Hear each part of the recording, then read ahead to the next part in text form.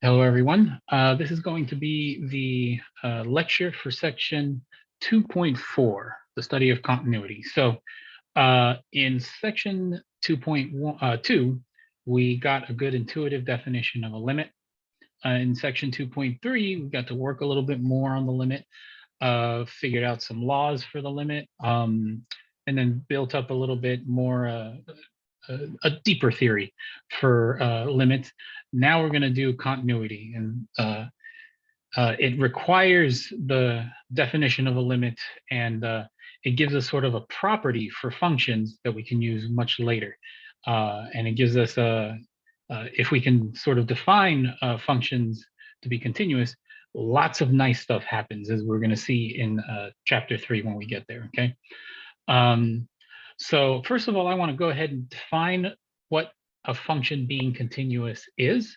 So a function is continuous at a point x equal a if and only if the following three conditions are satisfied. And all three have to be satisfied. That f of a, first of all, is defined.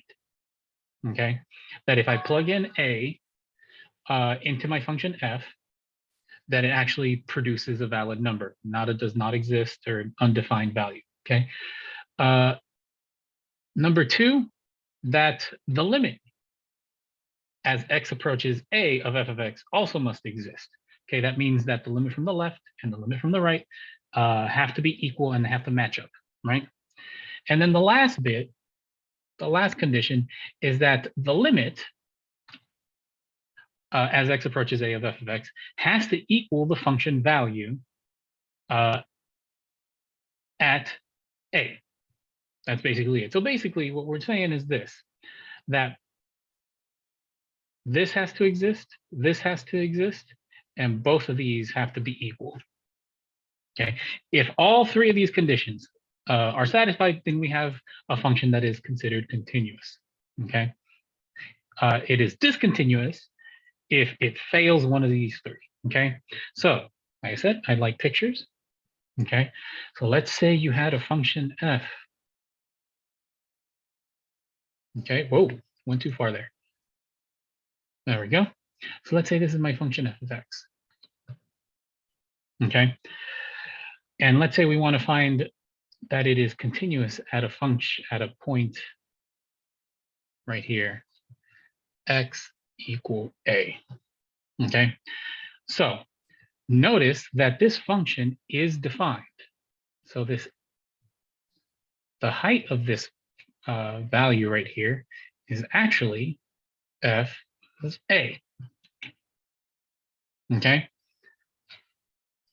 so our function at x equal a is defined.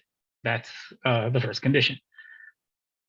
The second condition is that if I approach the left and the right, they actually head to that point.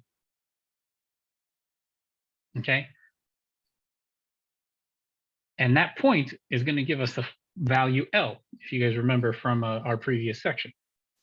All right, so notice for this function, okay, that the function value at x equal a is equal to its limit. If that happens, then we have a continuous function at x equal a.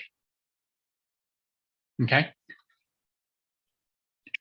so these are the three conditions for continuity at a point x equal a. Okay, and it's great if we want to actually be sort of by the textbook about it. Okay, but that's not always going to be the case. When we want to determine if something is continuous, okay, what you'll hear being said, over and over, is the following statement right here: that a function is continuous if you can draw the function without lifting your pencil. So if you can do this with a function, this is a perfectly good working definition for continuity. Okay. If you want to prove discontinuity, so if you want to prove that something is not continuous, then you're going to have to go back to the definition, the three conditions. Okay, so let me explain how this works. Okay, so let's go ahead and do this first example right here. Okay, so again, you guys should remember this from pre-calc.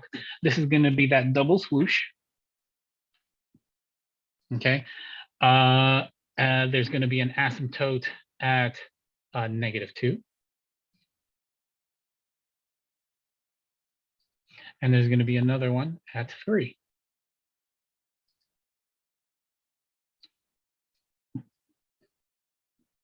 Okay.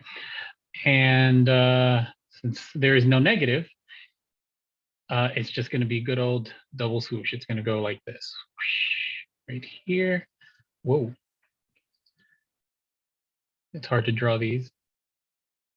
That way. And then there's this one that goes through here and down that way. There we go. So there's the graph for this function right here. Okay.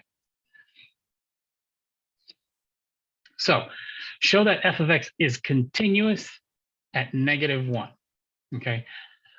So then that means that we have to prove, right, all 3 of those conditions from above.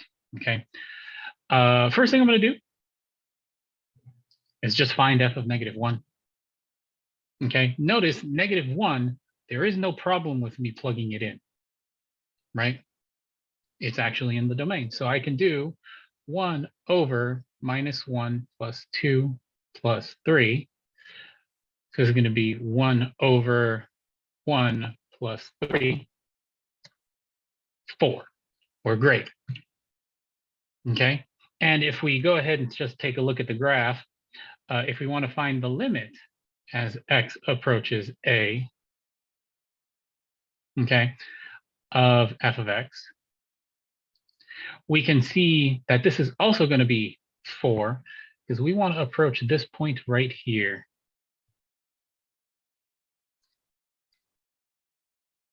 Okay.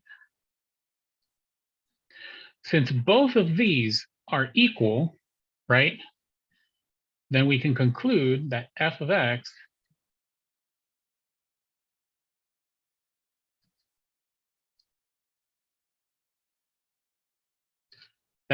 is continuous at x equal -1.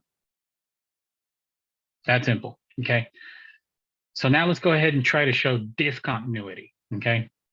And we're going to try to show it at x equal -2. Okay. So now notice we do have a problem with plugging it in at -2. Okay. If we plug in, we go ahead and do f of -2, that is equal to does not exist. Right. And furthermore, if we do the limit as x approaches -2 from the positive of f of x, okay, if you guys recall from a previous section, this one skyrockets, this one shoots upward. So this is positive infinity. And the limit as x approaches -2 from the negative of f of x, that is negative infinity. That one takes a nosedive, right? Since these two are not equal, okay, then the flat limit does not exist. The good old regular limit.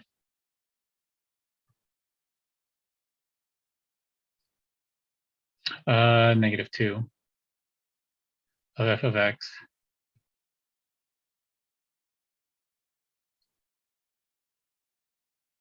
okay.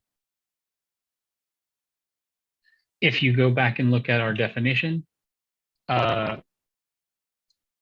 all 3 of these had to exist. Since none of them exist, we've just shown that our function is discontinuous at x equal -2. F of x is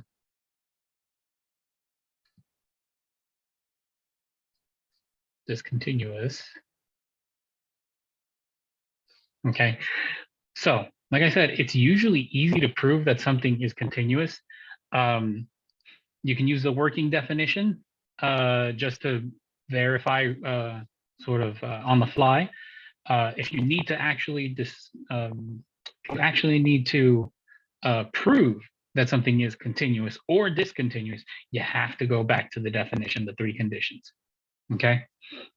So this one was a little simple, okay? Let's go ahead and take a look at a much harder one. So this one's a piecewise function, if you guys remember how those work, okay? So the piecewise functions work like this, right? So this first one is this strip right here, only up to -2, okay? Let me zoom out a bit because it's missing a point. There we go. Okay. The next one, the blue, is this point, just this point down here. Okay. The next one is that little strip that goes up like that. Okay. And then the last bit is just this swoosh that happens right here. Okay. So now that we know what this function looks like, okay,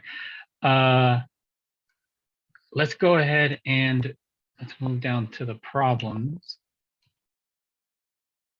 Okay, so we're going to first justify each discontinuity. Okay, so I want to define each discontinuity, and there's two spots where our function is discontinuous. Those two spots are right here at x equal -2 and at x equal 0. Okay, so let's go ahead. I'm going to use, like I said, the definition to precisely justify each discontinuity. Okay, so let's go ahead and start with x equal, well, let's go ahead and start with x equal -2. So we need to verify the three conditions, right? So let's go ahead and start. So let's do f of -2, okay? We get to see from here that f of -2 from the definition of the function up above is equivalent to -2, right? So -2 by definition of function, right?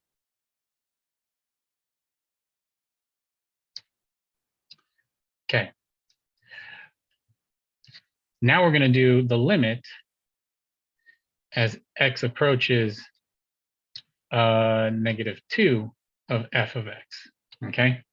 So this is where we're going to use our graph from above to determine the limit. Okay. You can go ahead and do it numerically like we've been doing in section 2.2 and 2.3. But to sort of save ourselves a little bit of time, I'm just going to go ahead and use the graph. Okay. If we approach it from the negative side, if we approach it from the positive side, this direction right here, we see it's going somewhere. And if we approach it from the negative side, we also see it's going somewhere. Specifically, it looks like it's going to 0, and that's exactly right.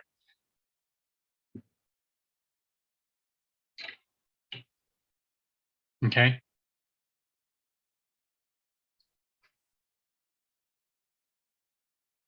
But we have everything we need at this point. So automatically we can see that the function value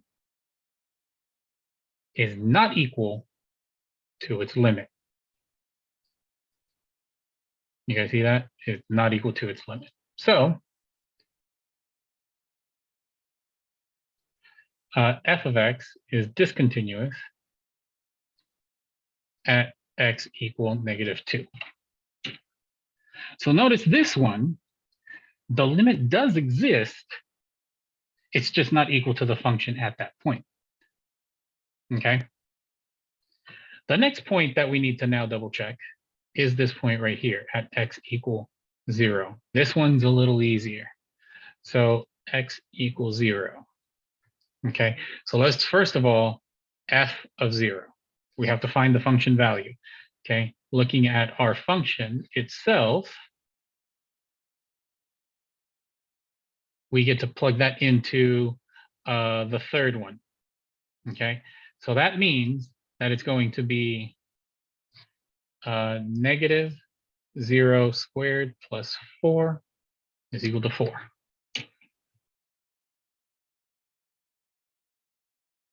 Right?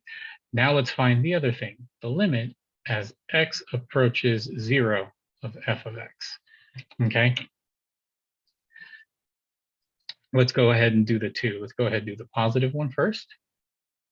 And then the negative one, limit as x approaches 0, the negative of f of x. Okay, if we look at the graph, the positive one goes to infinity, and then the negative one goes to 4. So this one goes to infinity, and this one goes to 4. So we're looking at these 4 values right here, okay? 3 values, okay? Because of these two, we can determine that the limit as x goes to 0 of f of x, right? This is equal to it does not exist.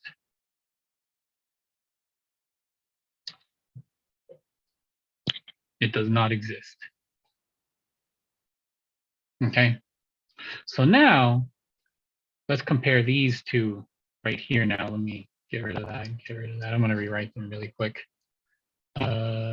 Infinity and 4. Now we get to look at these two. So remember the definition of a limit to prove continuity is to show that the limit of a function is equal to its function value, okay? The function value at x equals 0 is 4. The limit as x approaches 0 of f of x does not exist. So using those two facts alone, we can prove f of x is discontinuous at x equals 0, okay? So notice that for both of these discontinuities, it violated one of the 3 conditions, somehow, some way, okay? So long as you check all 3, if it is continuous, it'll show you. If it isn't continuous, it'll show you, okay? The last thing that I'd want to do here is, for part C, is on what intervals is f of x continuous? And it basically works the same way as if you remember how to do a domain. We find all the points that are discontinuous and kick those out. Everything else is good, okay?